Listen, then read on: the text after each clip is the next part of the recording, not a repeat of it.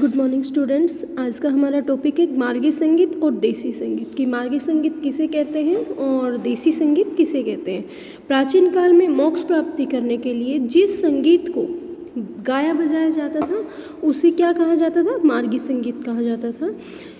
ठीक है बच्चे, मार्गी संगीत का प्रयोग ब्रह्मा जी ने भरत मुनि को संगीत शिक्षा देने के लिए इस संगीत का प्रयोग किया था।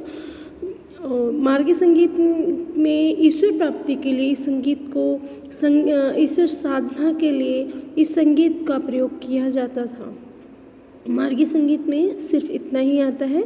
और देसी संगीत होता है जो आजकल हमारे प्रचार में चल रहा है, जो आजकल जो संगीत चल रहा है, जो लोगों को मनोरंजन देता है, लोगों की मतलब खुशी। अगर इंसान बीमार है, अगर उसे एक संगीत सुना दिया जाता है तो वो बंदा ठीक हो जाता है, ऐसा माना जाता है। तो जिस संगीत का प्रचार आजकल चल रहा है या हम लोग जिस संगीत का प्रयोग कर रहे हैं वह संगीत देसी संगीत कहलाता है। इसे गान भी कहते हैं। क्या कहते हैं बच्चे? इसे गान भी कहते हैं। ये संगीत मानव के मनोरंजन के लिए बना है कि वह अपनी ज़िंदगी में खुश रह सके। देसी संगीत का मुख्य उद्देश्य लोगों का मनोरंजन करना है। ठीक है, इसमें क्या है, ये लोगों को, क्योंकि हम गाने वाने सुनते हैं तो वो हमारा एक मनोरंजन ही होता है ना। तो जो हमारा देसी संगीत है वो लोगों के मनोरंजन के लिए है। इसके नियम भी आसान होते हैं। लोगों की रुचि में बदलाव के साथ साथ देसी संगीत में भी बदलाव आते रहते हैं। आज के देसी संगीत में अनेक परिवर्तन होते आ रहे हैं। आपको पता है जो देसी संगीत है, पहले जो संगीत था, जो म्यूज़िक था, वो गाने अलग होते थे।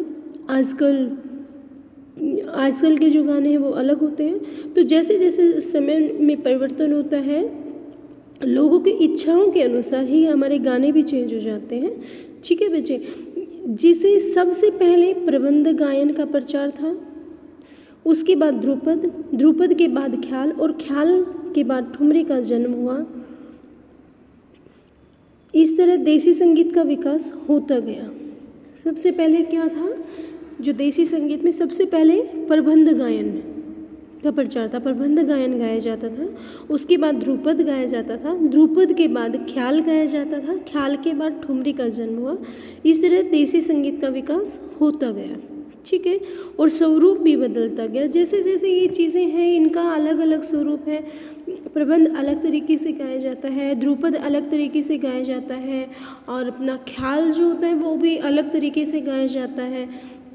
इनमें अलग अलग स्वर होते हैं, इनमें अलग अलग वाद्य होते हैं। हमें हर चीज़ों का एक प्रॉपर तरीके से ध्यान रखना पड़ता है कि हम किस गायन के साथ कौन सा वाद्य का प्रयोग करते हैं। ठीक है बच्चे, तो हमें इसमें अलग अलग, जैसे जैसे समय परिवर्तन होता गया है वैसे वैसे चीज़ें बदलती गई हैं।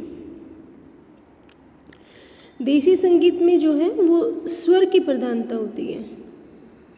ठीक है बच्चे, देसी संगीत में स्वर की प्रधानता होती है। और जो मार्गी संगीत हमारा था उसमें शब्दों की प्रधानता होती थी। ठीक है, देसी संगीत में स्वरों की प्रधानता होती है और मार्गी संगीत में शब्द होते थे ना, उसकी प्रधानता होती थी। लोक संगीत की दुनिया में भी एक प्रदेश का संगीत दूसरे प्रदेश के संगीत से अलग सुनाई पड़ता है। अब आप देखिए, आपके हरियाणा का फोक सॉन्ग जो होता है वो आपके हरियाणा के सॉन्ग अलग हैं, पंजाब के सॉन्ग अलग हैं। हरियाणा के सॉन्ग में हरियाणवी लैंग्वेज टच आता है, पंजाब के सॉन्ग में पंजाबी लैंग्वेज टच आता है। तो लैंग्वेज से ही हमारे अलग अलग पता लग जाता है कि हाँ ये हरियाणा का सॉन्ग है, ये पंजाब का है, ये महाराष्ट्र का है। वो लैंग्वेज से ही हमें समझ आ जाता है। ठीक है बच्चे, तो अलग अलग हर प्रदेश का अलग अलग संगीत हमें सुनाई देता है, क्योंकि उनकी भौगोलिक स्थिति और रीति रिवाज अलग अलग होने के कारण संगीत में भिन्नता रहती है। लोक संगीत में लय की प्रधानता होती है। जो लोक संगीत होते हैं उसमें किसकी प्रधानता होती है? लय की प्रधानता होती है। ठीक है बच्चे, यही होता है। अब मैं रिपीट करती हूँ, मार्गी संगीत किसे कहते हैं? मार्गी संगीत में एक मोक्ष प्राप्ति का सबसे अच्छा साधन है। ठीक है, मोक्ष प्राप्ति के लिए जिस संगीत का गाया बजाया जाता था उसे मार्गी संगीत कहते हैं। मार्गी संगीत में शब्दों की प्रधानता होती है, ठीक है। और ये ब्रह्मा जी ने नारद को संगीत शिक्षा के लिए इस संगीत का, मार्गी संगीत का प्रयोग किया था ब्रह्मा जी ने, ठीक है। और इसे गंधर्व लोग ज़्यादा इस संगीत का प्रयोग किया करते थे।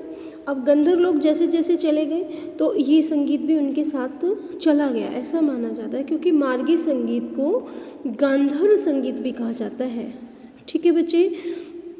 जो मार्गी संगीत के नियम हैं वो बहुत कठोर होते हैं, बहुत नियमों के अनुसार हमें, नियम का पालन करते हुए हमें उस संगीत को गाना पड़ता है, क्योंकि वो एक मोक्ष प्राप्ति का संगीत है, ठीक है। और देसी संगीत में क्या होता है, जो आजकल चल रहा है संगीत, वो देसी संगीत में आता है। ये संगीत हमारे मनोरंजन के लिए बनाया गया है, ठीक है, ज़िंदगी में खुश रह सके, कि इंसान ज़िंदगी में खुश रह सके, ये उसके लिए बनाया गया है। इसके नियम भी आसान होते हैं, इसके नियम कठोर नहीं है, इसके नियम भी आसान हैं।